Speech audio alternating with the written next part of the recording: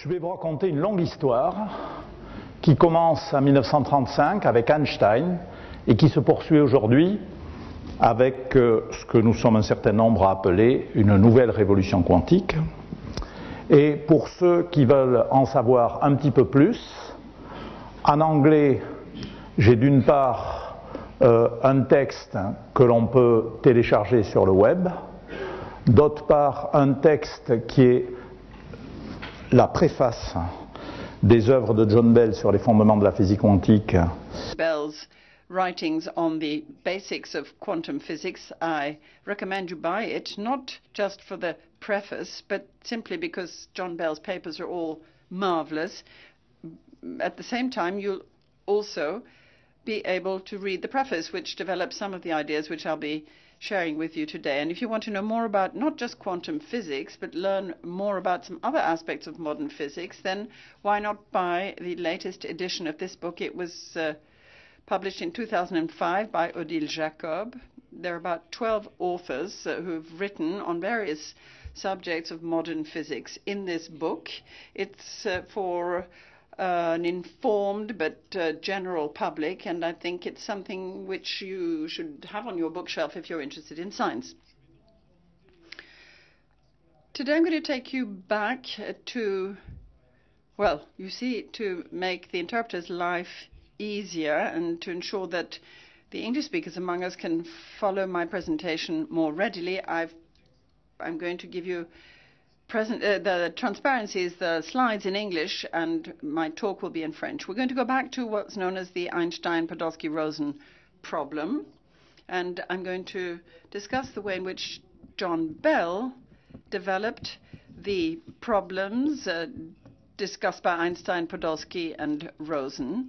They had taken this to a point, or he took it to a point which the authors probably never suspected it would be possible, which led to the experimental tests of Bell's inequalities. And in the last part of my talk, I shall be looking at how all this leads to quantum information and what could probably be termed a new quantum revolution. So in the first part of my talk, I'm going to talk about Einstein, Podolsky, and Rosen.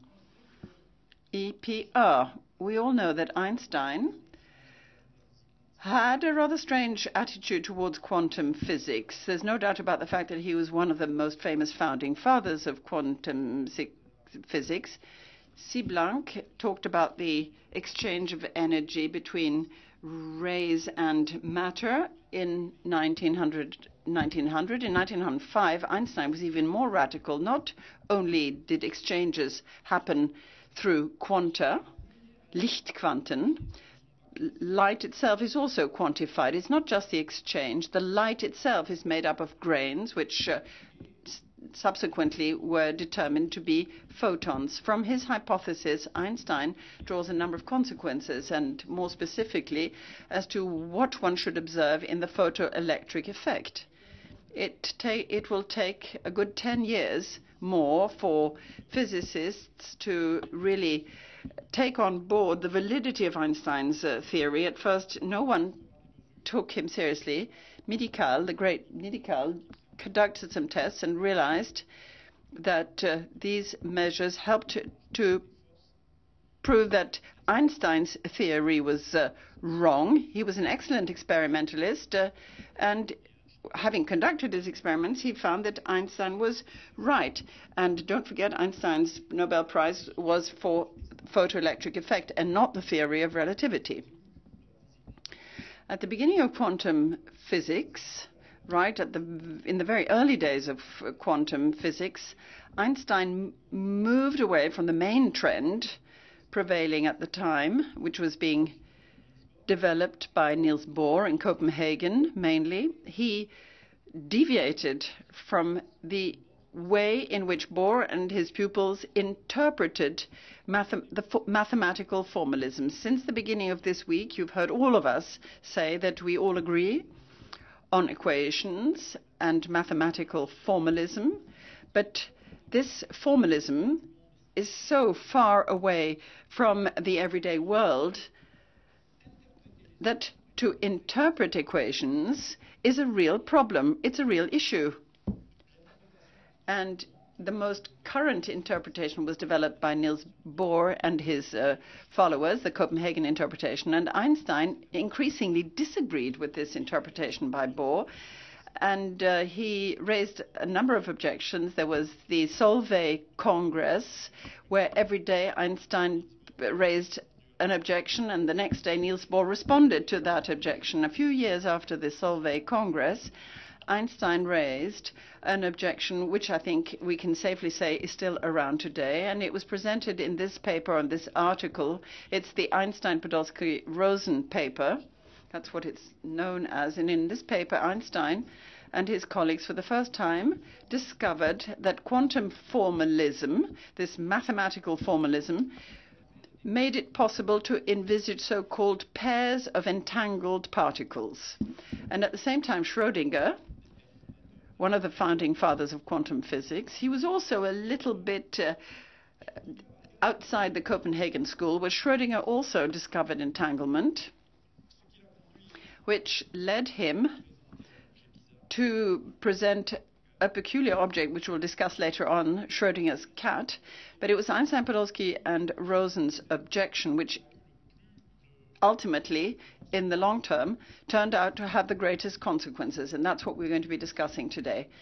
This paper, Einstein, Podolsky, and Rosen's article, this paper or article, met with very little response when it was published. Most physicists underestimated it, and it took Bell's work 30 years later, after Rosen and Einstein's death, to shed some more light on the theory which they developed in their article. That's what I'm going to be developing here, and then at the end I'll explain how this entanglement finds itself right at the core of what we today call quantum information. So what is the issue? What was the problem that obsessed Einstein? Einstein was very unhappy that formalism of quantum physics made probabilistic predictions, statistical predictions. In quantum physics, most of the time you say, I'm preparing a system in this way, then I measure such a quantity, and what mathematics tell me is that when I measure this quantity, I have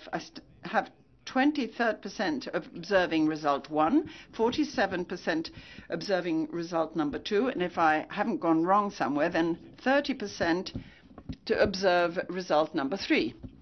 And Einstein simply could not accept that a fundamental theory was a theory which expressed its results in terms of probabilities. He knew that many physical theories were expressed in terms of probability. For instance, if you want to describe the distribution of velocity of molecules in the atmosphere here, you will be using a distribution, a Maxwell-Boltzmann distribution probability. That's a useful tool.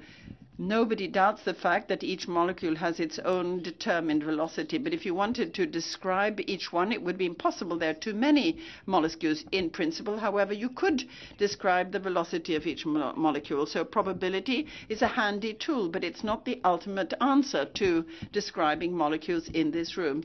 Einstein felt that the fact that quantum physics only made probabilistic predictions meant that there had to be a more accurate description, and this I have symbolized here by showing you a Swiss watch, the mechanism of a Swiss watch. There had to be something more detailed. You just don't, the hands is not all there is to a watch. There's more to it, to the movement. And it was felt that if there was such a level of detail, subquantic detail, then in 1935 he felt he had been able to demonstrate that it was crucial that such a level of detail had to be found, otherwise the theory was meaningless. Bohr strongly opposed Einstein's conclusion, and once again, it wasn't until Bell and his theorem, that's 30 years later, that it was possible to take the debate forward. It was a magnificent debate, but very little progress was made over 30 years until Bell arrived. So what is it? This is Einstein-Podolsky-Rosen's experiment as carried out in its modern form. I'll be describing it to you while scrupulously respecting Einstein, Podolsky, and Rosen's argument. We're going to have a pair of photons, one photon going to the left and one going to the right. They've got different colors, so you can identify the two different photons. And we're going to measure polarization on each of these photons. What's the polarization of light? It's the fact that when you have a light beam being propagated, you have an electric field which vibrates perpendicular to the direction of propagation, and it can vibrate in a plane which can have any orientation. That's what polarization means. If I have a light beam, say a laser beam, moving over to the left, and I put a polarizer which is oriented in direction little a, say, what happens? If the light beam is polarized according to A, the light will emerge in an ordinary ray, and we get the result +1. But if the light beam which comes here is perpendicularly polarized, perpendicular to the polarizer measuring, it'll come out in the second channel, which we'll call channel -1. If the light is polarized at an angle to direction A, then a fraction will go upwards and a fraction of the light is going to be deflected downwards. For instance, if the polarization is at 45 degrees of A, 50% of the light will go up and 50% will go down. If it's at 30 degrees, a 30-degree angle, 3/4 will go up, 1/4 will go down, etc. So if you have a big light beam, there's no mystery here. If you have one photon, only one photon, that photon can't be cut into two. So for instance, if you send a photon which is polarized at 45, an angle of 45 to the polarizing direction, in one case out of two it'll go up, and in one case of two it'll go down. That is the probabilistic aspect of quantum physics prediction. You get a probabilistic result. This experiment can be carried out many times over. You send these pairs of photons out, you emit them, and you can work out single probabilities +2a. When the polarizer is oriented according to A, P minus B, the probability is to get -1 when the second polarizer is oriented according to letter B. That's not so interesting, but what is fascinating is to take a look at what we call joint probabilities. For example, P plus AB, what's that? That's the probability of getting +1 here and +1 there for the same pair of photons when the polarizers are oriented according to A and B. You can measure these 4 probabilities. For the time being, this is not quantum physics, except for the fact that we're dealing with photons. Well, the EPR situation is going to kick in as soon as we are able to prepare the 2 photons in this polarizing state here. I can see some of you grimacing. You were told that this was physics for the general public. I never promised that I wouldn't be showing any slides with equations. Some people do. I never promised that. But please don't panic because you can see equations here. Don't let that frighten you. I'm sure many of you have been to concerts, and some people who go to concerts bring the score along and they look at the notes while the orchestra is playing, but many of you just listen to the music. I certainly only listen to the music. I don't read the score. So if you don't know how to read equations, then just listen to me. I'm not going to sing. Don't worry. I'm not going to start singing. Just listen to the music of my words. And those of you who know how to read equations, be my guest. Go ahead. I don't want to frustrate you. You're very welcome to read them. So, for instance, I'm going to try and tell you the music that emerges from this score here. This entangled state, this is the entangled EPR state. The first term here, XX, designates a pair of photons, both of which are polarized in direction X. You have the axis here. So if I have a pair of photons, both of which are polarized in direction X, I will designate them by XX. If I have a pair of photons, both of which are polarized according to the Y-axis, I call them YY. Mathematically, what Einstein, Podolsky, and Rosen have noticed was that the formalism of quantum mechanics make it possible to consider superposition of XX and YY. That's possible, and that is disturbing. May not disturb you, but if I tell you that it's just as disturbing as to consider that a cat is both dead and alive at the same time, you'll understand why a moment ago I said that Schrödinger came up with an analogous situation at almost the same time. So it's a bit disturbing to have a pair which is both XX and YY. We've heard of situations like that this week. You've been told, for example, that you could have electrical current which both moves in one direction and in the other direction, all at the same time. Well, this situation here is just as much of a paradox. Why is it a paradox? Well, you might say, I don't see why this is a paradox. Is it a paradox? Well, I'll show you why. When you have an equation, yes, thank you for moving those flowers. Why don't you just put them down on the floor, because they really get in the way, those flowers. Thank you. I'm sorry. I do apologize to the kind people who put those flowers there, but they are a little bit in the way. Right, so when you have the quantum state described in this equation here, once you have that state, quantum mathematics will enable you to calculate the various probabilities I mentioned a moment ago. For instance, if you calculate simple probabilities, you'll have the result, this result, P plus equals P minus equals 50% regardless of orientation. Regardless of orientation, 50% of chance of going one way, 50% of chance of going the other way. Those of you who know about this will know that light, in this case, will be totally unpolarized, and the same on the other side. When you calculate joint probabilities, here something actually happens, because P plus plus or P minus minus have the value, this is what quantum physics tell us, the state of half of the square of the cosine between the angle of the two polarizers. You take angle 0, both polarizers are pointing in the same direction. You'll find that P plus plus equals a half. And I'm telling you that this is very surprising. It's a very strong correlation. You can't see with the naked eye that you have a very strong correlation here. But let me show you that it really is so. I'm going to convince him. P plus 2a, the likelihood of this happening is 50%. And I tell you that the joint probability of getting this result and that result is also 50%, which means that the probability, the conditional probability of obtaining this result here when I've already achieved this first result, that conditional probability is 100%. In other terms, we find ourselves in the following situation. Here we have 50% likelihood of having +1 and 50% chance of having -1. If you flip a coin, it can be either heads or tails. The same on the other side. It can be either heads or tails. But if I have +1 here, I'm sure that I'll get +1 on the other end. And with -1 on the left, I'm sure that I'll also get -1 on the right. That's what we call a very strong correlation. It may seem random. It is random on one side and it's random on the other. If I have heads on one side, I'll have heads on the other, and tails on one side. It'll also be tails on the other. A very strong correlation. Let me share a small technical point with you. One has, in quantitative terms, to determine the coefficient. It's the average value, the probability of getting an identical results, plus, plus, minus, minus, minus the likelihood of getting crossed results, plus, minus, minus, plus. This is a conventional definition, a classical definition, the coefficient. And if into this I feed the results of the quantum results for P plus plus, I will get a result which is that this correlation coefficient for cosine 2 times the angle.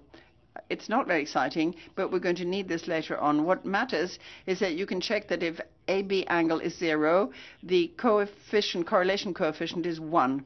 So for the two parallel polarizers, there will be 100% correlation under quantum physics, or in terms of quantum physics. And this is when it becomes interesting. The fact that we have strong, very strong correlations between distant results or results at a distance, that you don't have to get too excited about it and say it's a mystery, it's a miracle, etc. But it is an important fact, and we need to understand it. I decided to go in for physics before I even caught the virus that Nicolas mentioned a moment ago. I decided that I liked physics because when there were correlations between different events across the world, there was a cause for these correlations. We need to understand why events occur sequentially and in an ordered fashion and are not completely random. And once we have a strong correlation between something that happens at this end and something else that happens at that end, then obviously you want to try and understand the cause. You can always say, of course, that it's easy. I've done a quantum calculation. Just look at the equations. That's one way, of course, of understanding the phenomenon. But unlike some of my colleagues, distinguished theorists, and some of them are sitting right here today, to just look at equations, stare them in the eye, is not, to me, a wholly satisfactory explanation. I like to have intuitive models. I like an image, a simple model, to intuitively understand these correlations. Of course, you have to have quantitative calculations. You need equations. But before you actually get down to the equations, I like to have a simple model. So we're going to conduct an experiment, a great experiment, and we can do it all of us together. It's very straightforward. We have the left-hand side of the room and the right-hand side of the room. And those of you over there, you're quite far away from the people sitting in the other half of the room. And look at the screen very carefully, and then we'll see if there isn't a correlation between what you can see at one side of the screen of the room and the others. We'll count 1, 2, 3. What did you see up there? Go ahead. You saw a little green dot going round. What did you see? You didn't see anything at all. Yeah? Okay. Right. Thierry Gemarchi, although he's a theorist and not an experimentalist, in spite of all that, he saw a little green dot going round and round. So we had a strong correlation between what you saw and what these guys here saw. We have a simple model. This little laser pointer sent the dot onto the screen, the light spread to the room, and everybody could see it. That's what I call a simple model. It's easy to understand.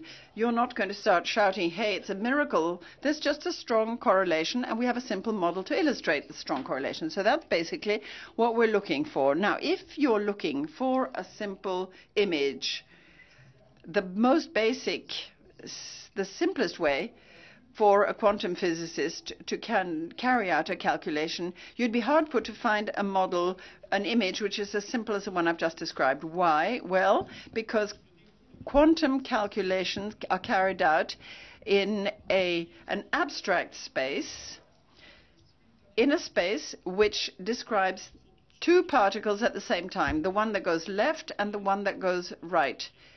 It's the time-space zone. And because this calculation is carried out with strange objects which live in a time-space which is not our real space, that's why it's impossible to produce as simple an image as the one I just described to you to illustrate my little green laser pointer. And the reason why we can't produce a simple image is that mathematically it's not possible to factor the quantity which is described here. If we could write it as a term which is associated to the first photon and a term associated with the second photon, we could then say the first photon has a polarization like this and the second photon has a polarization like that. But since it's not possible to factor the fact that it's both this and that all at the same time, that's what makes it so difficult. So we need to press further. And many theorists have also come up with these explanations. Jacques Perez, for instance, emphasized that quantum phenomena do not occur in a Hilbert space. They occur in a laboratory, which is a real place. So we shouldn't be discouraged. We have to try and come up with a description in a real space. And there is a way of doing it. You use a more complicated calculation method than the one I showed you earlier on. We're going to first measure at the first polarizer and then measure at the second polarizer, because the first polarizer is perhaps closer to the source or the photon was introduced first. So if that's what we do, we then get the same result. We've got 50% probability of getting +1 and 50% probability of getting -1. So this is confirmed, and we either get +1 or -1. Then what do we do? Then I take my Bible, as Nicholas called it for French speakers, Cohen Danuji's book, and we look what's in it. And you have the famous postulate of the reduction of the packet of waves. So just after measurement, you have the collapse of the state vector, a projection onto the eigenspace associated to the result. So this is what it looks like. If I've got +1, this projection on the eigenspace associated to the result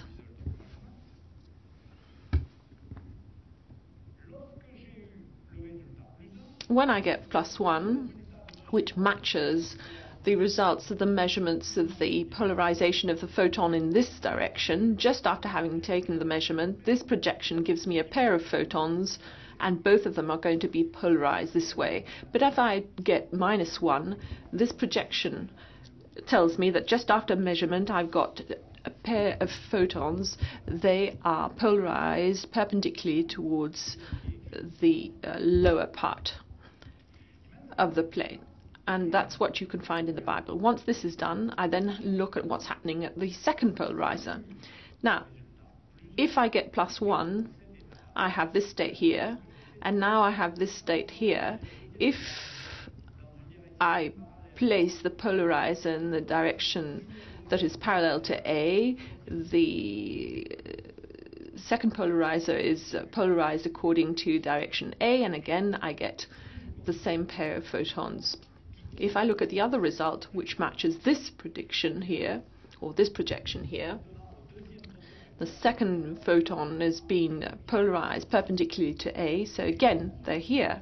So I'm back to the results which had been arrived at using a more elegant equation, which I couldn't get to in the real space. So it's not difficult to show that if the second polarizer is orientated in a certain way, you get the same results. So now we have a very simple image which is clearly understood and which is in our space, the space that we live in, the three-dimensional space that we live in. There's only one slight hitch. If we get +1, the pair of photons is polarized in parallel to A, but if we've got -1 here, then the polarized pair is at -A. So the measurement result that you get here, which appears to be random, depending on whether you get the first or the second result, it would seem that the second photon instantly is either going to put itself in a parallel position to A or in a perpendicular position to A, and this instantly, whatever the distance between the two sides. And obviously this is unacceptable. This was unacceptable to Einstein. Let's not forget that Einstein started off in life by stating the theory of relativity. And one of the most important results of this relativity is that nothing exceeds the speed of light. Now here, if I get +1 here, instantly the photons are +A, and if I get -1, the other photon is polarized perpendicularly to A. This is totally unacceptable to Einstein. And so Einstein then wondered whether it was possible to explain these correlations differently. And the obvious response is yes, of course, you can use something like my green point. Let's say that from the very beginning, when the two photons are emitted, they are at the same polarization. From the beginning, they are both polarized according to X. So obviously, they're going to be +1. And then the second pair, perhaps, the two are going to be polarized according to the Y-axis. Then obviously it'll come as no surprise that they come out at -1. And you can generalize this. And if you take it that from the beginning, the pair of photons share common properties, and it's the same property which is brought by one photon on this side and by the other photon on this other side, which is going to determine the measurements, then you can come to the correlations and understand them. So you have a simple and convincing image, which is the analog of the one you develop when you have real twins that in fact fall ill at the same time and for the same reason, simply because the two twins have the same chromosomes, identical chromosomes, and if you would say that, nobody would quibble. This is the same case here. From the very beginning, we accept that both photons have identical chromosomes.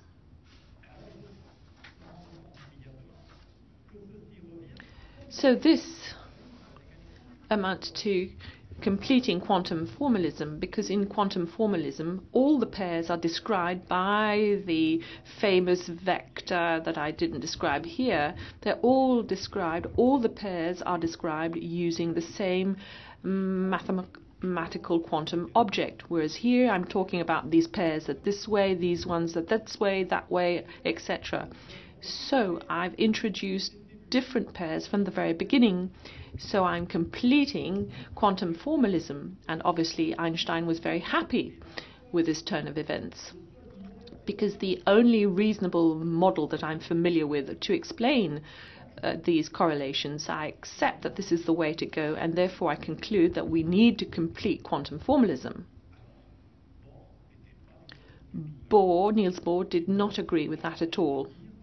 And Bohr made it his business to state that if we were to complete quantum formalism, then it would just be destroyed. And we'll see later on that he was most likely right in saying that. But he didn't really explain it properly. But you shouldn't be too angry with him, because he developed something which is called complementarity. Complementarity is as follows: if you do something properly, then you have to pay the price for that by doing something else which not properly. And Bohr said in particular that equity and clarity are complementary variables, and Bohr made it his business to state things as clearly as possible. So when you read Niels Bohr, you see that didn't agree, but you can read him time and time again. It nevertheless is very difficult to understand what he was about. So what happened next? Well, Bohr and Einstein went on discussing the problem throughout their life. This is them in Princeton. At a time it wasn't politically incorrect to be pictured as smoking, and I must say that most physicists, in fact, were not at all interested in this debate. They wrote a lot of papers. Nobody was interested in the ongoing debate. Now, why was this? Not because people were particularly dull-witted, but they were two old men discussing quantum physics, and the young people every day use quantum mechanics to make extraordinary discoveries. Quantum mechanics allowed us to make all sorts of extraordinary discoveries in the 20s and 30s and 40s. Extraordinary results were obtained. We started to understand nature. You've heard it said several times this week that you can only understand the stability of matter by resorting to quantum physics. Classical physics doesn't allow you to understand the structure and properties of matter. Once that was done, you could understand how light was absorbed or emitted by matter. Then there's the theory allowing us to describe atoms, molecules, spontaneous emission, solid properties, as well as very strange phenomena, superconductivity, which is what we discussed the first evening, superfluidity, and even elementary particles. As we went on discovering elementary particles, quantum physics obviously is the right frame to discover these matters. And then we made extraordinary inventions and transistors, lasers, etc. So extraordinary results were achieved, and people were well aware. Well, there are not that many people who were interested in the ongoing debate, but those who were interested in the ongoing debate between Bohr and Einstein had realized that there was no disagreement between Bohr and Einstein as to the result of the calculations, the way of doing the calculations, of using the equations. Nobody found fault with that. The only problem that they didn't agree on was the interpreting the underlying epistemology, and young people who are far more pragmatic weren't really interested in the debate and used quantum formalism. And then came along John Bell. As was explained, he was a theorist who worked at CERN and who obtained extraordinary, remarkable results in the physics of particles. And he was also obsessed by the interpretation problems of quantum physics. He'd read EPR's article, a number of other papers as well, and he thought a great deal about these matters, and at the end of the day decided to take Einstein's ideas seriously. Let's introduce a simple model with these ideas, i.e. from the point of emission of these two pairs of photons, we'll agree that they have some properties which we will name lambda. And the most important aspect is that the photon that goes to the left has all the lambda properties, the photon that goes to the right has all the lambda properties, and when they get to the polarizer, this first photon, the result of the measurement is going to be described by a function which depends on the lambda properties and the orientation of the polarizer, and then we'll ask function to come up with +1 or -1. Same applies to the second polarizer, described by a function which is -1 or +1, and depends on the pair of photons and the lambda properties and the orientation of the polarizers. The properties are not the same all the time, so we have to introduce a notion of distribution of probabilities to see whether we're going to get this lambda or not with the probability calculation with the positive function, and the sum of all probabilities should be equal to 100%. So, if you come up with this theory, you're going to give specific functions for A, B, and rho, and then you can calculate the correlation coefficient of polarization, which appears in a very simple way in this equation. And for those who can read the music, will understand immediately. So let's take an example, a simple example. If you think about it 5 minutes, you're going to come up with this equation. So the simple example is as follows. When the two photons are emitted, they have the same linear polarization. And then each photon is going to travel towards the polarizer. Then we need a model for what's happening at the polarizer. We need +1 or -1. If it's orientated according to this polarization, then I'll have +1. If it's orientated perpendicularly to the polarizer, then I'm going to get a result which is -1. And as I'm not stupid, I imagine that the limit is at 45 degrees between the two. So if we're minus 45% of the direction, we get +1. If it's other 45 degrees, then you'll get -1. So you develop the model. You take it that all the polarizations exist with the same probability. There's invariation by rotation. You develop your model, and you see that this very simple model gives you 100% prediction. Here the 0, a correlation -1 when the two polarizers are crossed, -1 total correlation, but if you have +1 one side, you're going to have -1 the other side.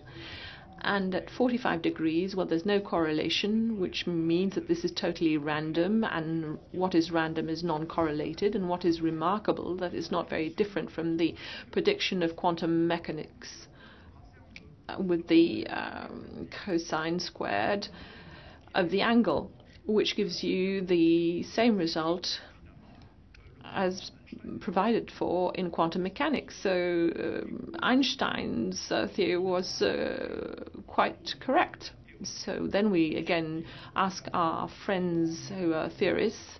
They have Bibles, a thick volume with all sorts of formulae and all sorts of functions, among all the many functions that you're familiar with. I'm sure you're going to find a function which will be far more subtle and refined than this one.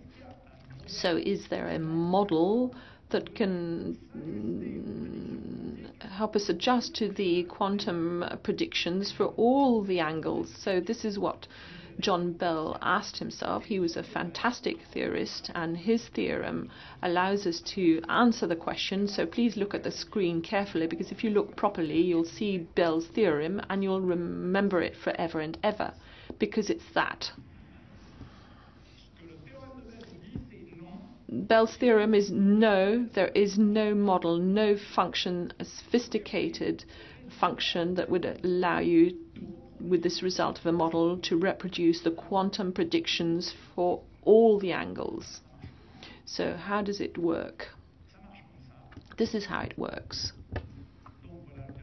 So this is the Bell theorem. There are no local hidden variable theory in the keeping with the spirit of Einstein's ideas that reproduce quantum mechanical predictions for EPR correlations of all the orientations of polarizers. There's no way you can do away with the differences between the blue and red predictions for all angles.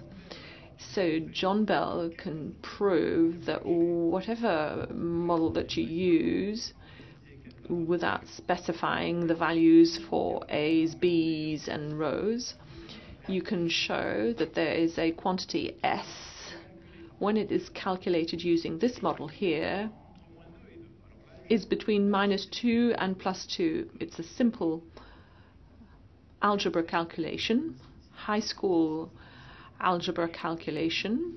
A 16-year-old can calculate this without any problems whatsoever. So what's this S quantity?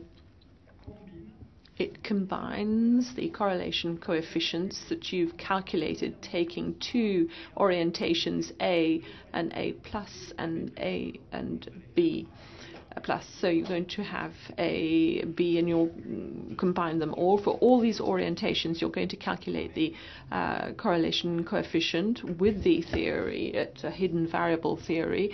And so long as you've got capital A, capital B in rows, and John Bell can show that this quantity S lies obviously between -2 and +2. Now let's take a look at the quantum mechanics prediction cosine 2AB. For those who've done trigonometry know that if I take an angle AB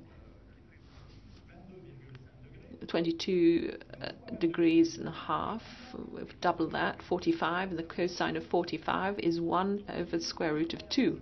So if I take this orientation with 22, 5, 22, 5, 22, 5, here I'm going to have the cosine of 45, 1 square root of 2, AB plus A plus B plus, A 1 over square root of 2, and again we're at 67.5. I double it, so then the cosine is -1 over square root of 2.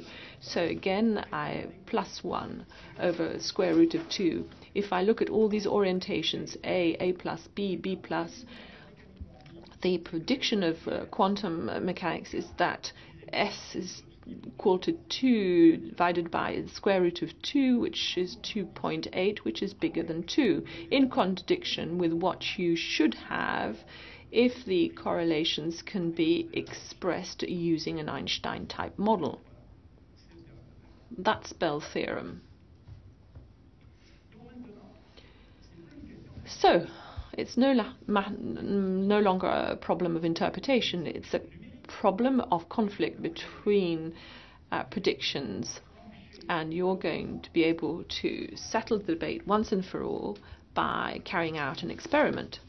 Now, obviously, if you come up with something which is in contradiction with quantum mechanics, which has been so successful, you have to take a better look, a closer look at this contradiction, because there's no point in fighting windmills.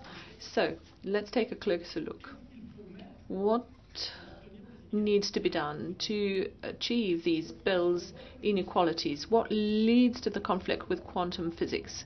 Now, to be in conflict with the inequalities of Bell, you have to try and explain these correlations and saying that the same parameters from the very start, and then the photon brings the lambda parameters or the particles, and the result of measurement will only depend on what's happening here with all the properties and depending on the orientation of the polarizer, which is here.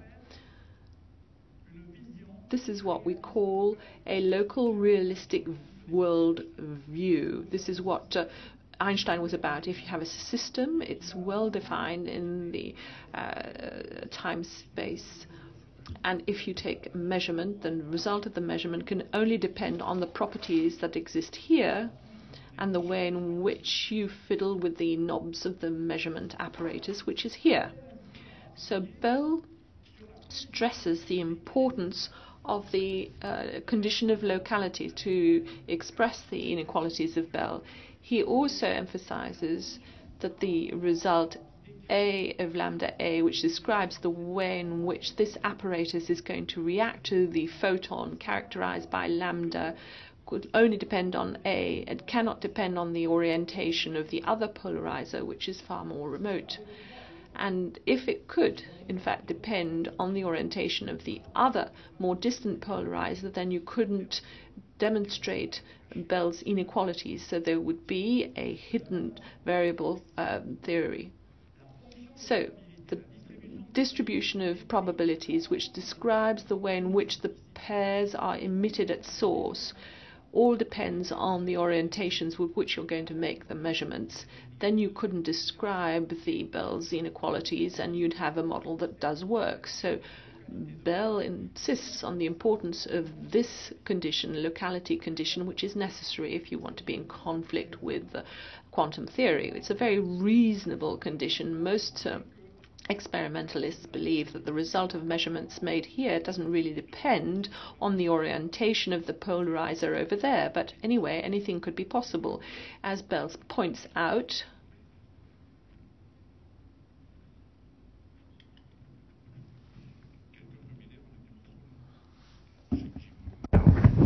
faut arriver à le raccrocher. Oui, c'est pas évident, hein. Tu es un expérimentateur, Nicolas.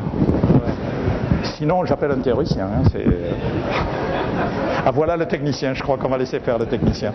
C'est quoi qui croche là? Je sais pas.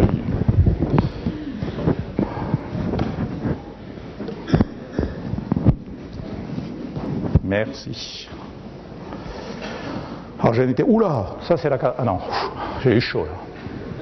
So let's get back to what we were looking at. So Bell pointed out that if it is possible to change during the photon's time of propagation, change the orientation of the polarizer, then it's obvious, and given Einstein's theory, it's obvious that the result of the measurement made here is not going to depend on the orientation of the polarizer over there, because in the meantime change has taken place and there's no time for the signal to get across to state the new value. Again, if I change the orientations once the photons have left the source, it's obvious the way in which I've prepared them in the source cannot depend on the way in which we are going to orientate the polarizers later on. So Bell points out that if you could quickly turn the polarizers around whilst the photons are moving about, then the locality hypothesis would become the consequence of Einstein's relativity theory.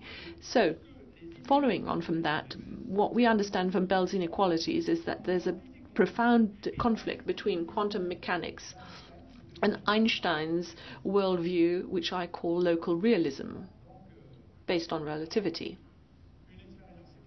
So it's possible to conduct an experiment, and what's extraordinary is, despite all the results achieved in quantum physics in 1964, when Bell's paper was published, there were no experimental results available to test Bell's inequalities, because all the experiments that were carried out and it was discovered that all the correlations can be described within classical physics, and we'd had to invent experimental situations which were very peculiar indeed, so as to arrive at situations as what was predicted by quantum physics was explicitly contradictory to Bell's inequalities. And this was proposed by four physicists, CHSH as the initials of these four physicists.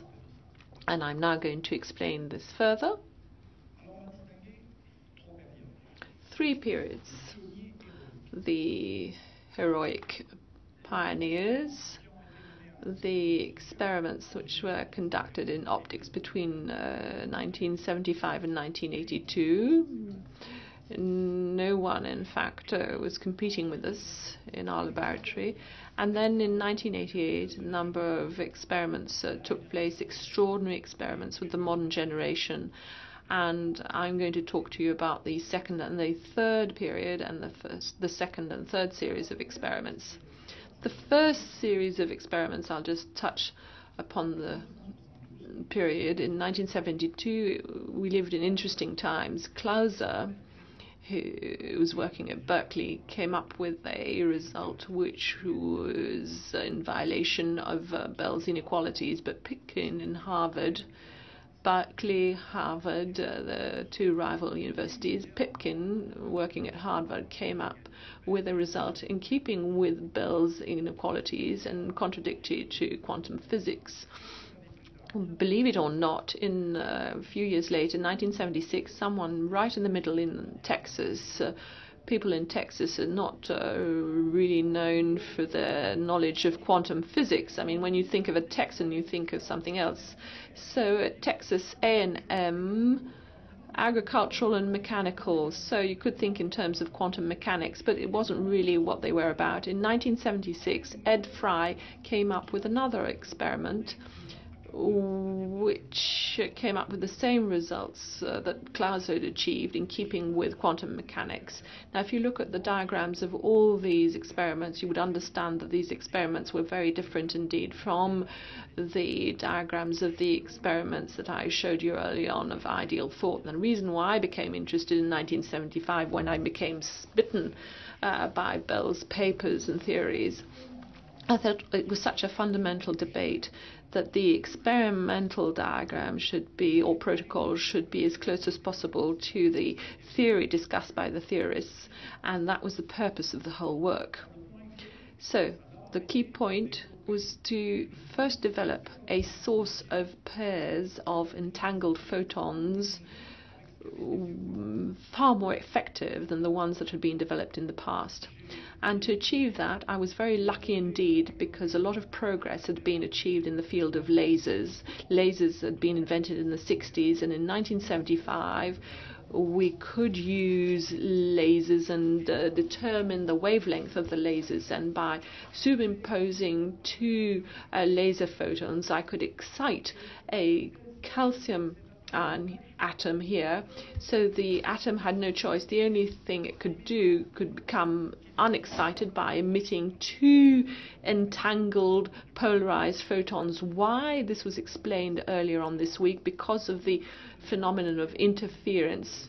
So as to go from excited to unexcited, it can either travel down this path or down this path here. So there was interference, and if you write out the equation properly, you arrive at this result. But I can assure you it's not interference in real space terms, it's interference in the Hilberg's space.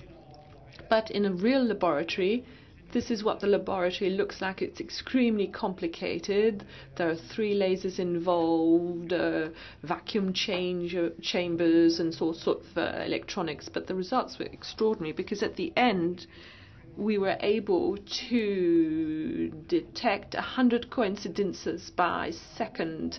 So in 100 seconds, you've got 10,000 coincidences. So in statistical terms, the uncertainty, which is the square root of 10,000, you know that that's 100. So an uncertainty of 100 on a result of 10,000 is a precision of 1%. So in a couple of minutes I could get this kind of precision. Clauser had to do it for about 24 hours to achieve the same degree of accuracy, and it's easier to stabilize an experiment for 2 minutes than for 24 hours. So the first thing we did was to repeat others' experiments. So that was fairly far away from the Gedanken experiment, but with one alteration, one amendment, and that was as follows. At that time, there were many people saying, well, entanglement, okay, at a short distance. It's a microscopic phenomenon. Everyone knows that in the helium atom, the 2 electrons are entangled, and in the helium atom,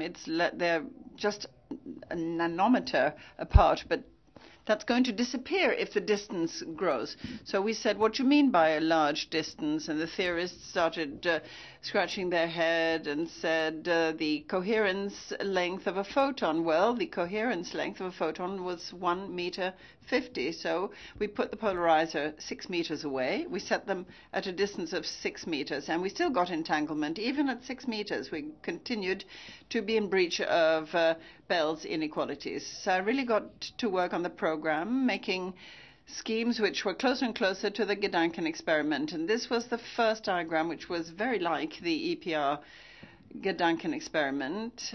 I managed to produce a setup because you couldn't buy this. It wasn't available on the market. I was fortunate in having some friends at Philips, and I probably slipped them a foie gras or two just to get them to help me. And they made me separators and polarizers. They manufactured for me, which worked just like in the Gedanken experiment. If the photon is polarized along here, it'll come out here. If it's polarized perpendicularly, it'll go out there. With the previous polarizers, if it was polarized that way, it would go, and if it was perpendicular, it would be lost. The theorists will say, well, it doesn't matter. If you see something, it's +1. If you don't see anything, it means it's -1. Well, but sure, the theorist wasn't completely wrong. You can do something with that, but that's certainly not as good as being able to actually measure the -1. I think that Thierry will be very unhappy that I said that, but there we are. So for the first time ever, we had a polarization analyzer. We had +1 and -1 on both ends. And why is this so fantastic? Well, it's because when you don't get -1, the -1 result, you have to have a very stable source. Otherwise, the results will be meaningless. But with this type of setup, you don't need to worry about the stability of your source, because on one counting, say 100 seconds, you measure plus, minus, plus, minus, plus, minus, and minus, plus. And you have the 4 numbers, then you get this ratio, and you have your polarization correlation coefficient. You don't need any additional calibration. And this is the result we achieved. The S quantity, which is subject to Bell's inequalities, the green curve is a prediction of quantum mechanics, taking into account slight imperfections in our experiment, which were measured a priori, and the red dots are the results of our measurements. All the dots you see here are in violation of Bell inequalities, and the same is true of the points below in the slashed area. With this curve, I can tell you that in most cases you don't violate Bell inequalities, because even if you've produced polarized photons which are correlated and polarized, if you're not familiar with the Bell theorem, you'll say, well, I'm going to measure them at 0 degrees, at 45-degree angle and 80-degree angle. If you do it at 0, you'll get it here. There'll be no difference between quantum prediction and Bell inequalities. 45 degrees, you'll end up here, and there'll be even less difference. And at 80 degrees, you'll come here. You'll come up here. You need the Bell inequalities to know where you should be measuring to find a possible conflict between quantum physics and Bell inequalities. Leave it at that. The guys at CERN, if they had found the X boson with the Higgs boson with that, we say we have 40 error bars here, which is beyond any discussion. This result was obtained in 1982, and it's still a record. It still hadn't been exceeded in 98, and I can assure you we weren't doped. We were the strongest thing we were on was foie gras. Last diagram, closer and closer to the Gedanken experiment. I was told I could talk for an hour and a quarter. Is that right? So I still have a little bit of time left. Okay? So this is the last diagram. I told you that the dream was to be able to change the orientation of the polarizers while the photons were in flight, moving between the source and the detector. Typically, there were 6 meters. The distance was 6 meters, and it takes light 20 nanoseconds to cover 6 meters. 20 nanoseconds, not a whole lot. A nanosecond is a billionth of a second. So if I show you the setup, the polarizer, and the polarization separator, and here photomultipliers. These photomultipliers, we talked about them the other day. Someone asked a question and I said, yes, cosmic rays, it's not very difficult. You put in LED screens.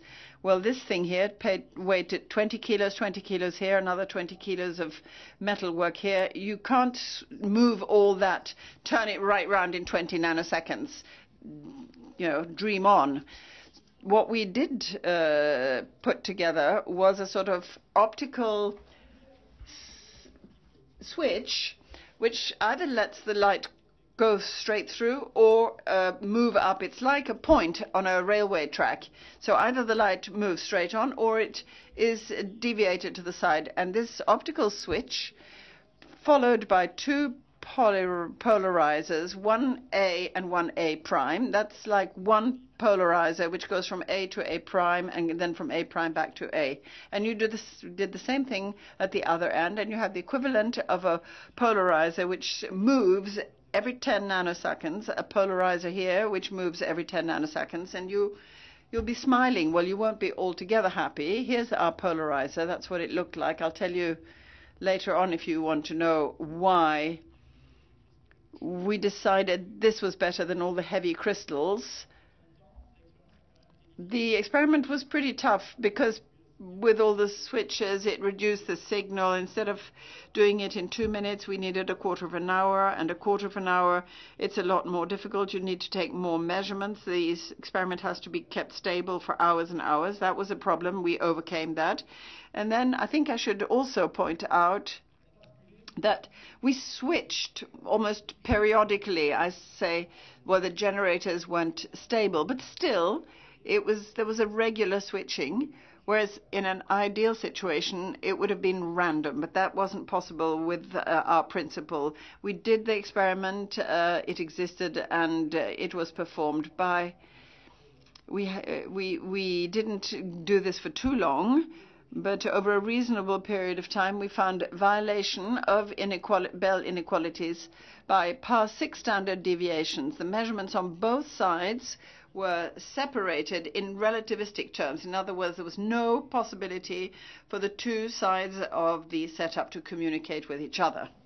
Let's now move on to the modern generation, the terrific experiments that were carried out. What happened? Well, there were people who managed to develop sources of pairs of photons which could be fed back into optical fibers. That was the great revolution. I couldn't do that because they were emitted at a large angle and it wasn't possible to feed them in. If photons are emitted at a large angle, you can't feed them into optical fibers. Thanks to a new technology, however, it was possible to feed these photons into an optical fibers, and substantial progress was even made here with Nicolas Gisin and his co-workers. Not only were they able to feed them into optical fibers, but they developed a technique by means of which the photons could be fed into the optical fibers of Swisscom, the Swiss public telephone network operator, at night.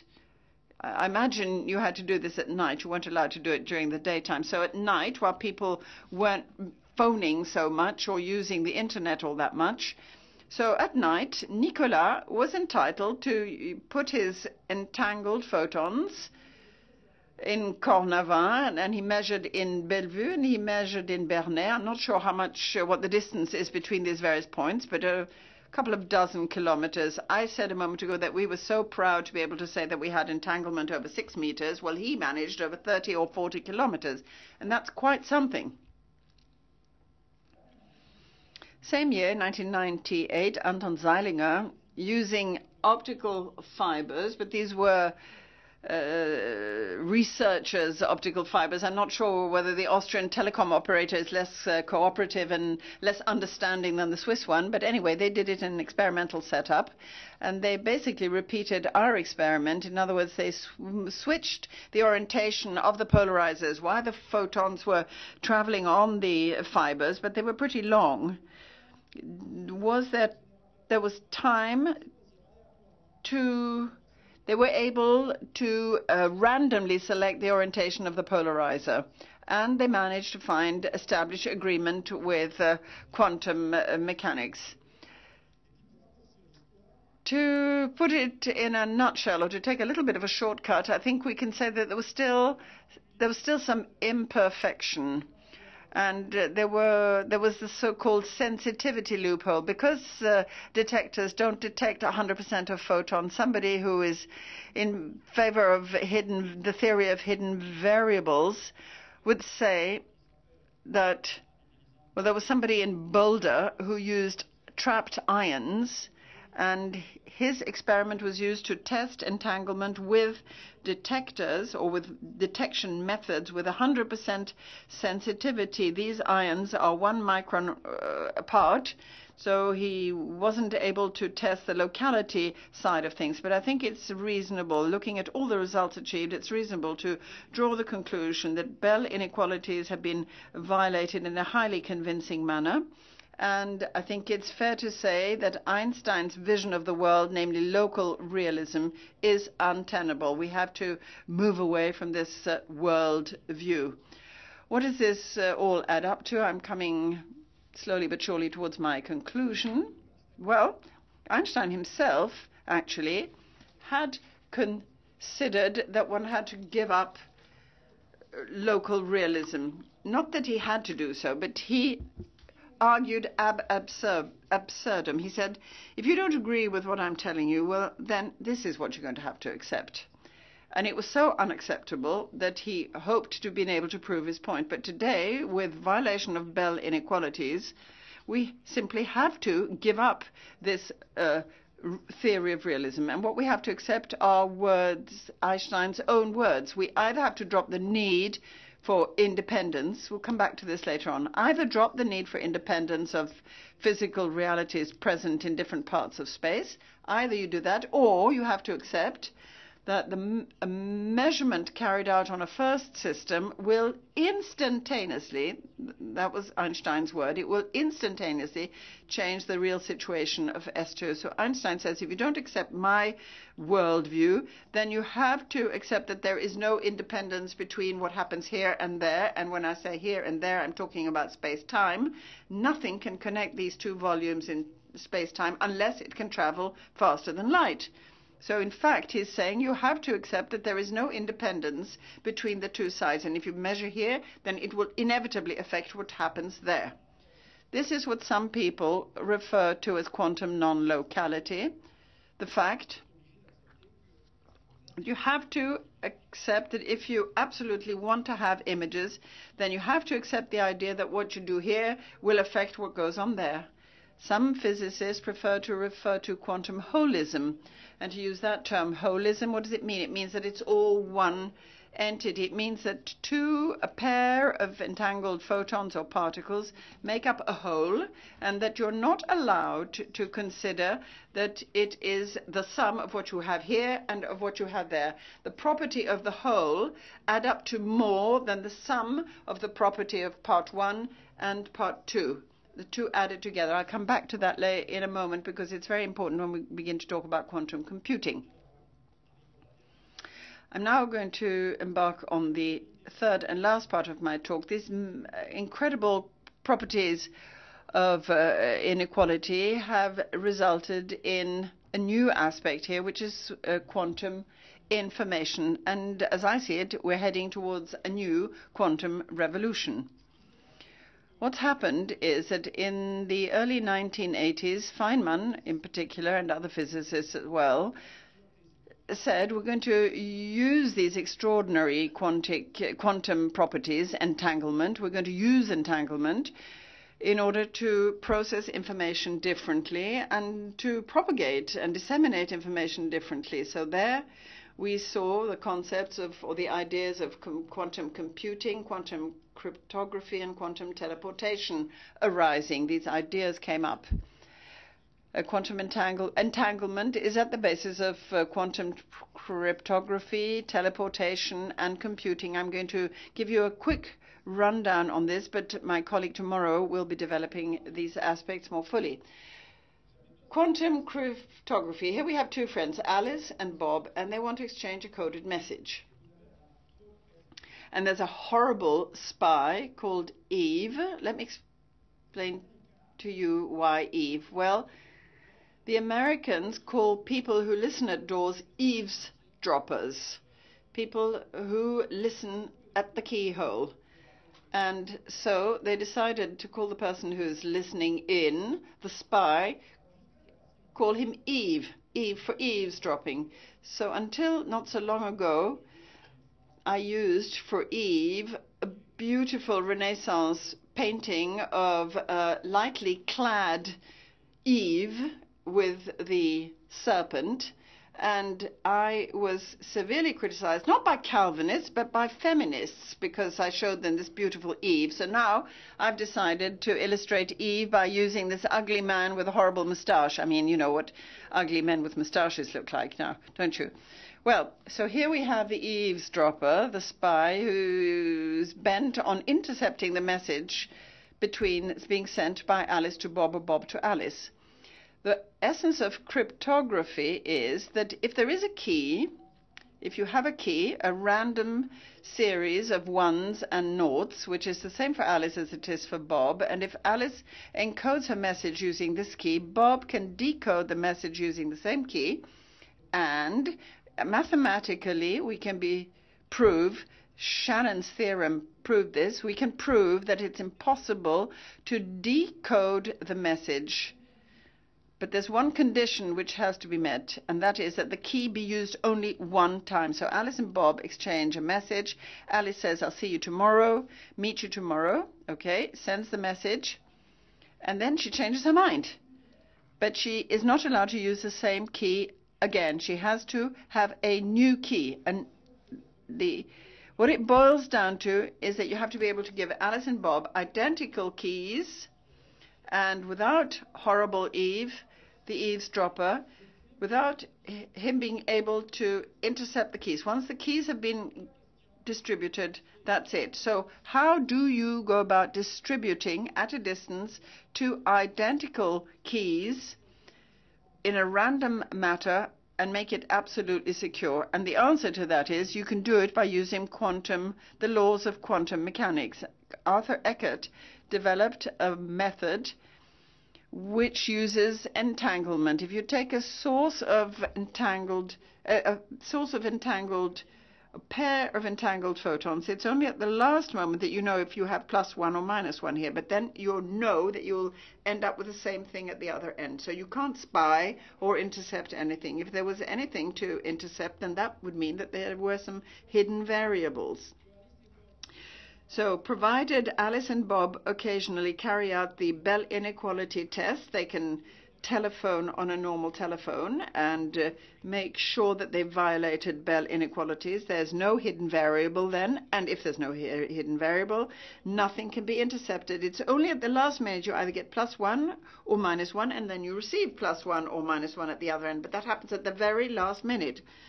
If you have a very smart eavesdropper who really has phenomenal quantum mechanics or physics, he will intercept the photon, measure it, and send out a photon with exactly the same polarizing as the one he found. But if he does that, what will he be doing? He'll make the photon polarization real. He's creating a hidden variable. He's manufacturing one. And if you have a spy on the line doing that, since every so often Bob and Alice test violation of Bell inequality, and they will see that it's no longer being violated, and they'll therefore know that there is an eavesdropper out there. The laws of quantum physics therefore can guarantee that you cannot have any eavesdropper listening in. The distribution of the key is something which will give absolute 100% security. Quantum computing, and you'll hear more about this tomorrow because it's getting late. In a nutshell, how does the quantum computing work? It works on the basis of the idea that when you start entangling particles, you have far more information in the entangled state than you would have individually in all the individual components. In a quantum bit, which you can have at 1 or 0 or all the other intermediate states, but once these are entangled, potentially the amount of information which can be put in there is exponentially much larger than you have with conventional bits. So quantum bits carry exponentially more information. The question therefore is, Is it really fair to say that we're undergoing a new quantum revolution? I believe we are, and let me explain why I am convinced of this. The first quantum revolution is the one which started in the 20th century, and it went up until 1960 or 1970, and it was based on wave-particle duality, and you heard a lot about wave-particle duality this week. Wave-particle duality was applied to large entities in electrical current. You have millions and millions of electrons, and in light rays you have millions and millions of photons. This wave-particle duality as applied to large ensembles of quantum objects has given rise to magnificent discoveries. We've been able to understand the structure of matter. It's taught us about superfluidity and superconductivity and other fantastic properties that we've been able to understand. In addition to these concepts, which are of interest to our theorists, it's also fueled a huge technological revolution. Superconductors, for example, there aren't all that many applications for the time being, but you did hear how important it is on Monday. There's something that has been far more fully developed and which is very promising. We've got lasers, transistors, integrated circuits, computers, hard disks, all of which has given birth to the information and communication society and information highways. And without quantum mechanics, that would not be possible. And it's all based on what you have at the top of my slide here. Today, since the beginning of the 80s, we've become aware of the fact that entanglement brings a new dimension to quantum theory. It's a revolutionary concept, which is what Einstein and Bohr suspected. Bohr could sense that there was something underneath all this, and Schrödinger too, but it took Bell to demonstrate it. It's radically different from the wave-particle duality, and quite recently for me, maybe other very smart people understood it earlier, but quite recently only have I begun to understand that the concepts of entanglement have a lot to do with condensed matter, quantum many-body problems. We have to try and understand all the subtleties of the way in which matter conducts electrical current, and in particular the issues relating to superconductors and temperature, which you've heard a little bit about already. For some years now, people like myself come from nuclear physics and optics. Thierry Marquis, for example, organized a whole program. He is from this world. Only 10 years ago, we couldn't talk to each other. We lived in separate worlds, whereas today we understand that we're battling with very similar problems because they're all linked to entanglement. And there's another issue which I haven't developed so far, but it's implicit in many of the things that have been said this week, and that is the fact that for some decades now we've known, thanks to experiments, how to isolate individual quantum objects and to check them, to trap them. We know how to observe them. We know how to have them undergo all sorts of horrible things. And therefore, the question has arisen, how is the theoretical, how do we use the theoretical description of quantum physics? It used to apply very readily to probabilistic prediction and all the large ensembles, large objects. But when you're dealing with one single photon, for example, smaller things, we had to rethink the way in which we use quantum physics.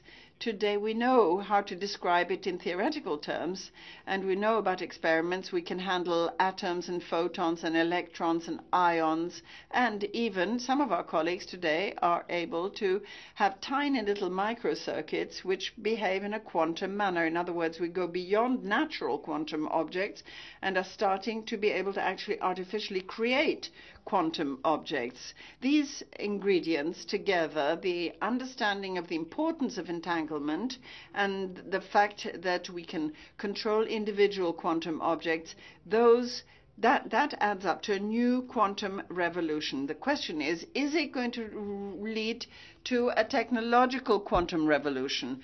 there are already some signs of it.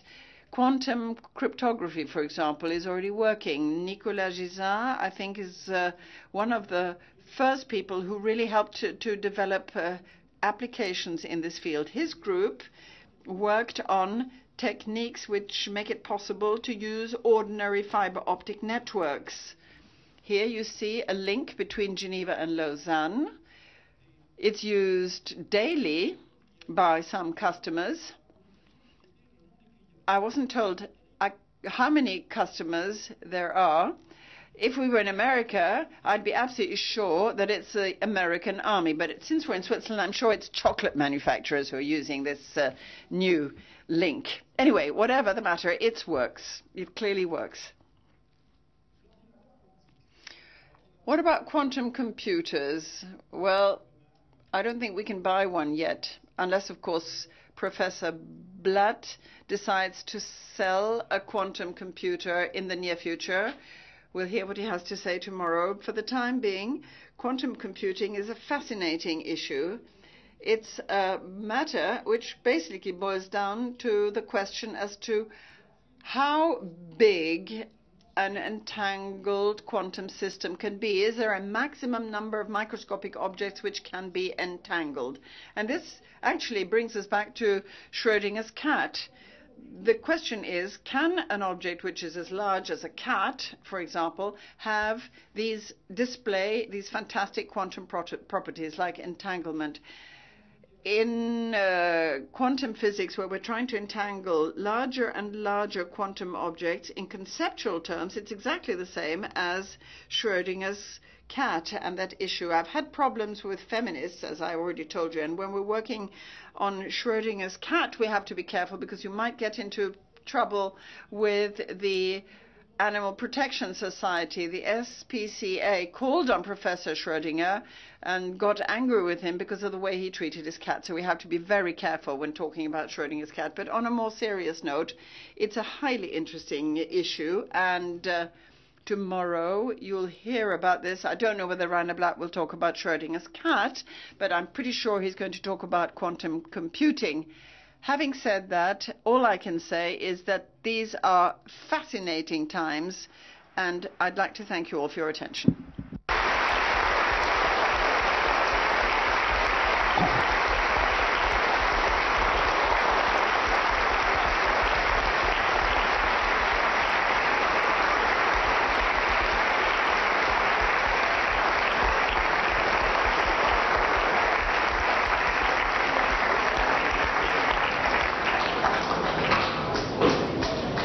Voilà, merci Alain pour ce fort... Thank you, Alain, for this extraordinary summary. So those who want to leave us, we'll give them time to do so. And all of those of you who want to remain with us, you can put your questions on pieces of paper and hand these over to the hostesses. And as I said, we'll try and answer a few of your questions this evening, and all the others will be answered on the website.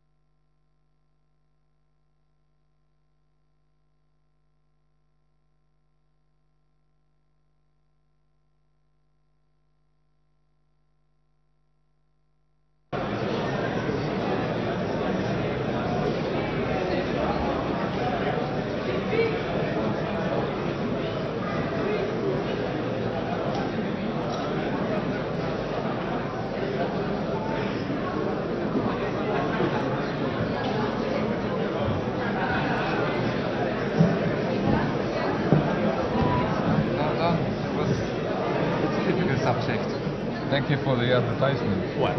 That was a tough one, a tough talk. Good one. You think it was too difficult for the public? Yes. We'll see how the public goes. But I think it was a nice talk for me. I really enjoyed it. You think it was too difficult? Yes. Yes? Okay. I don't know. It depends for whom. I don't know how to present it in a simple way. If people want something simple, then I do wave particle duality for a simple thing. But if you want to speak of entanglement, I don't know how to speak. It is a very difficult issue. I don't know how to speak simple entanglement. So I suggest we start since we are already a bit late, so it's will be 20 minutes about. Let's talk about it later, but I think you I probably don't need this. I think you deliver the lawyer. I hope so. No. As you well know. I'm tempted once in a while to try it, but I'm not good enough for that. Yeah. So fascinating. What's that? To me, this is the biggest program. Voilà, on en vient au la dernière. So we still have about 20 minutes of questions and answers, and all the questions that we are unable to answer this evening, well, if you check the website, you'll find the answers on the website. You'll find the link to the website on the Right Colloquium website. Now, the first question is as follows. Quantum physics, can you, thanks to quantum physics, envisage the existence of parallel universes?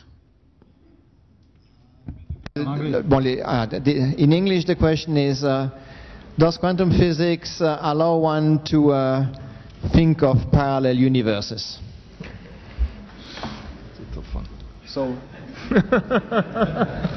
well done.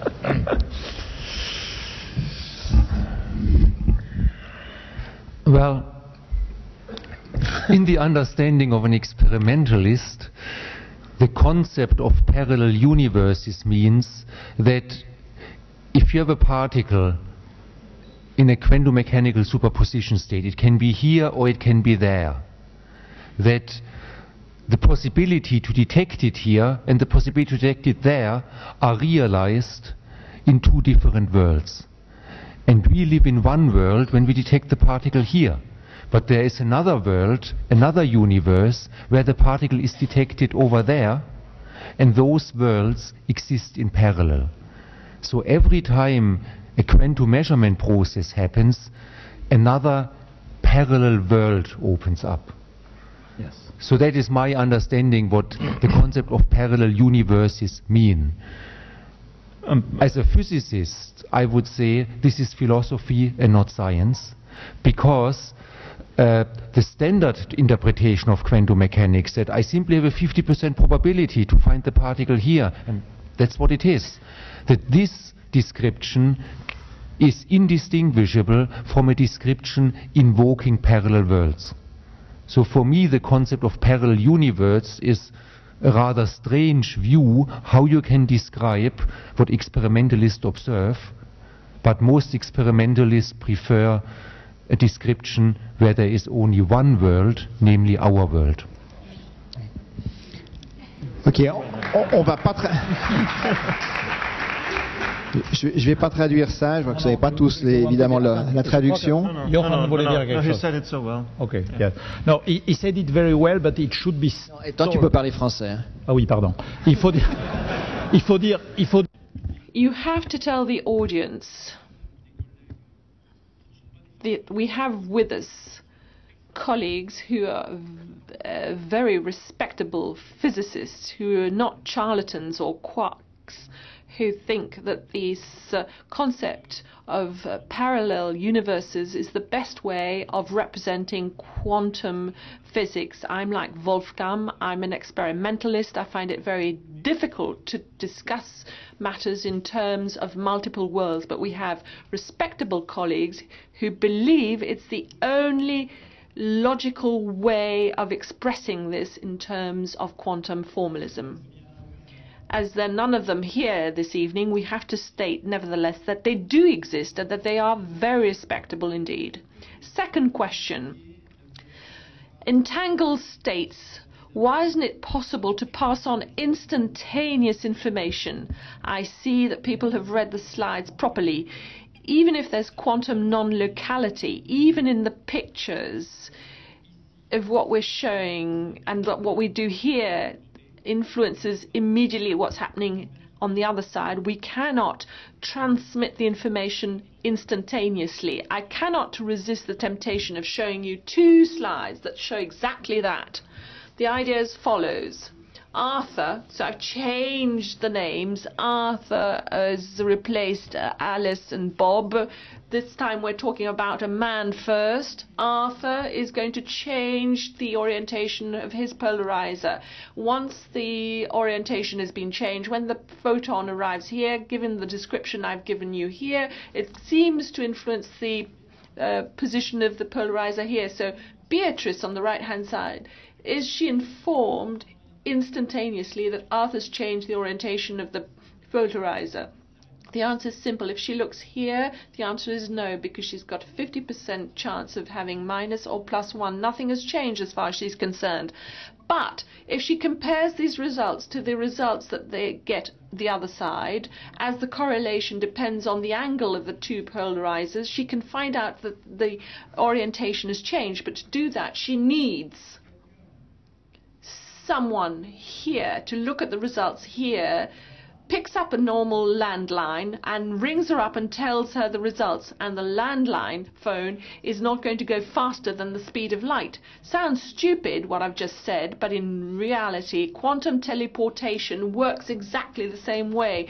In quantum teleportation you've got a first phase, you have the feeling that it's taking place instantaneously, and the second phase during which you have to do something here, look at the result of the measurement, pick up your phone, and then change something at the other end, and that's the end of teleportation.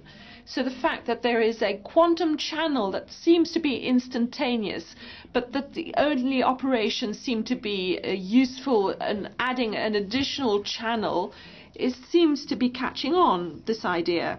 So you could say its quantum non-locality is not that terrible, but I'd like to convince you that this is the case nevertheless, because let's say that Arthur changes these orientations and writes down all the measurement results. Beatrice changes the orientation of the polarizer, looks at the results and takes them down, and you look at the whole of the results from Beatrice and the results from Arthur, and you look at them side by side, and if you look at the results a posteriori, you see that something has really changed instantaneously. You couldn't use that straight away, but we realize that something has changed instantaneously, but it wasn't possible to use that information for practical purposes. So up to you to decide whether it's disturbing, not really disturbing, very disturbing. Be that as it may, I'd like to end by quoting a well-known physicist who asked himself, is this a real problem? Answer is, it has not yet become obvious to me that there is no real problem. I cannot define the real problem, therefore I suspect there's no real problem, but I'm not sure that there's no real problem. So that's why I'd like to investigate things further. And this sentence was written, re this problem, by Richard Feynman in the paper in which he talked about quantum computing. Talking about entanglement, Feynman wrote this sentence down. So it's up to you to decide where you want to hold on to, and I have no further slides. Yeah, there's an intriguing aspect to it. The fact that nature doesn't allow to transport information beyond the speed of light, although the entanglement seems to work beyond the speed of light, rests on the fact that quantum mechanics is has a probabilistic nature. So if it wasn't for this nature of quantum physics, the experiments would allow to transport information beyond the speed of light. So this probabilistic character of nature is, one can put it this way, a way nature protects itself from transporting information beyond the speed of light. This is closely connected. Okay, that's...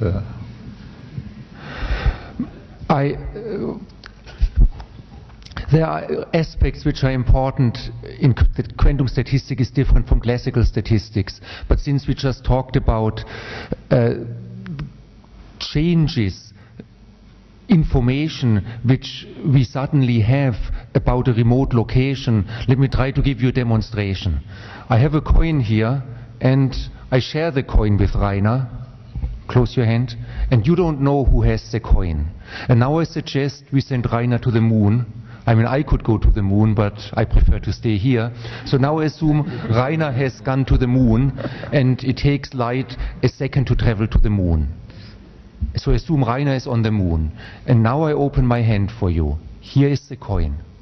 So we know instantaneously that Rainer doesn't have the coin, and he's on the moon.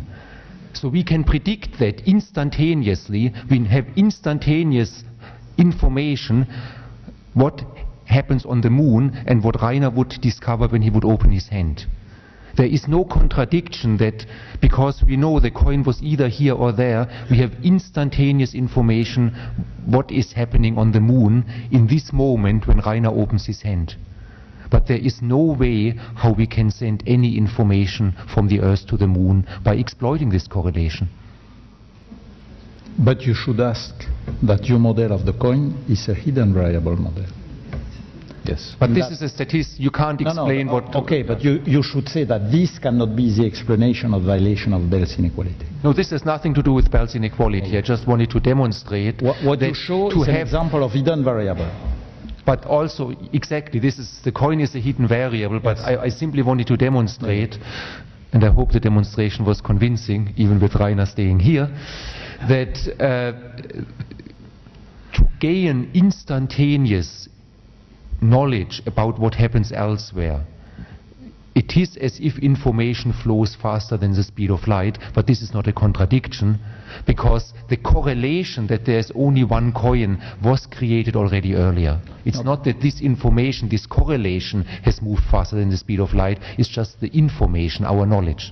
Yes, but if you allow me a comment, in your example, the image I can develop doesn't imply anything going faster than light, because in my image, the coin is here, your end, or in the other end, but when you open the end, nothing happens. While on the description that I have given of the collapse of the wave packet, at the very moment when I do a measurement here, then if I insist on describing it in our space and not sticking in the Hilbert space, then apparently something changes elsewhere. So, I mean, you see.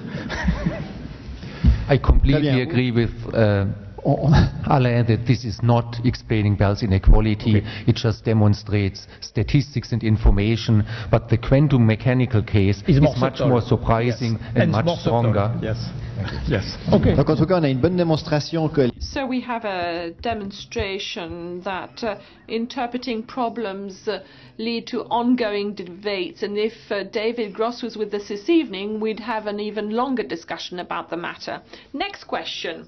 So quantum correlations or entanglement, can this characterize particles that don't have the same origin, of a different origin? Everybody was in agreement. Who would like to answer that one? Rainer? Entanglement is sort of, as I will describe tomorrow night, superposition across distances, and that doesn't rely on the indistinguishability of the particle itself. It's just degrees of freedom that you have. So you could have, for instance, an atom of the species calcium and an atom of the species barium, and you really want to you want to entangle them, then this is possible. So you could have different kinds of degrees of freedom that you could entangle.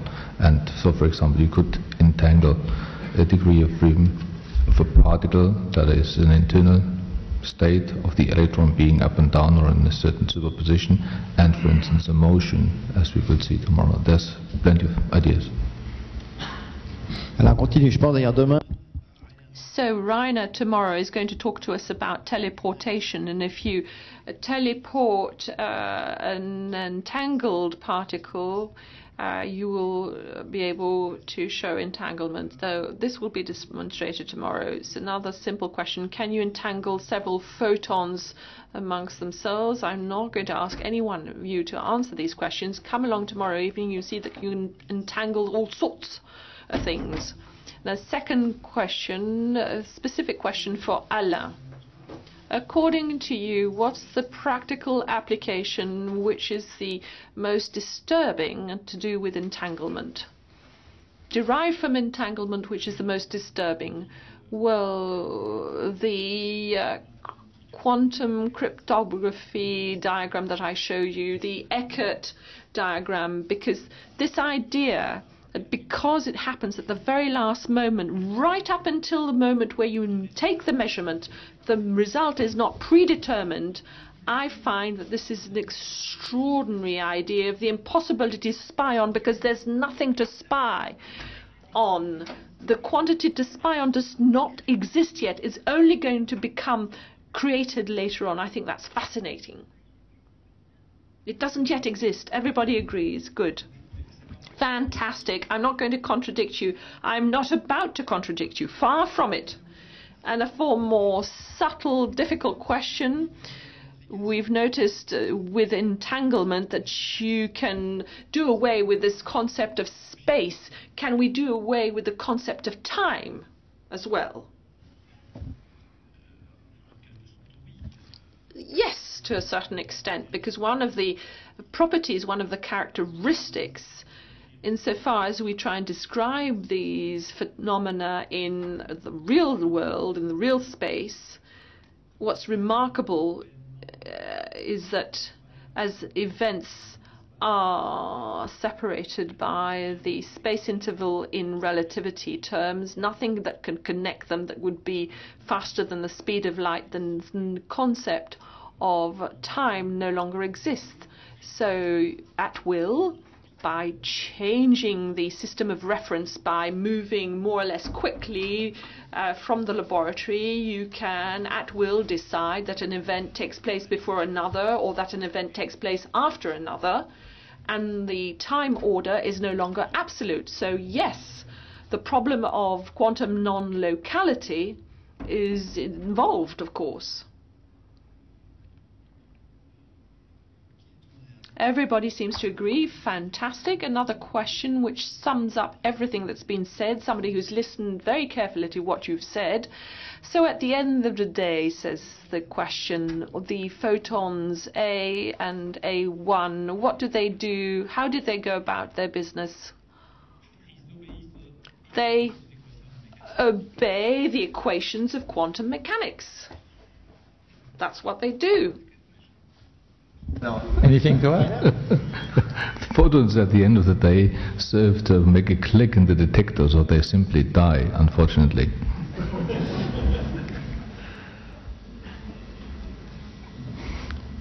D'accord, je crois qu'on va rester avec cette question. So I think we'll leave it at that, but I think it was a fantastic question, because those who listened at the end of the day are left with this impression. So what do they do? So of course they do what they're supposed to do according to the equations, but there's no image. But that's the result. There's no image which can be used to explain that A pushes B and then phones in to C. You can't say that, but nevertheless it exists. So that's the fantastic take-home message of this evening. And this being said, I suggest we thank our speaker, Alain Expert, once again for this presentation. Thank you, all of you. Thank you.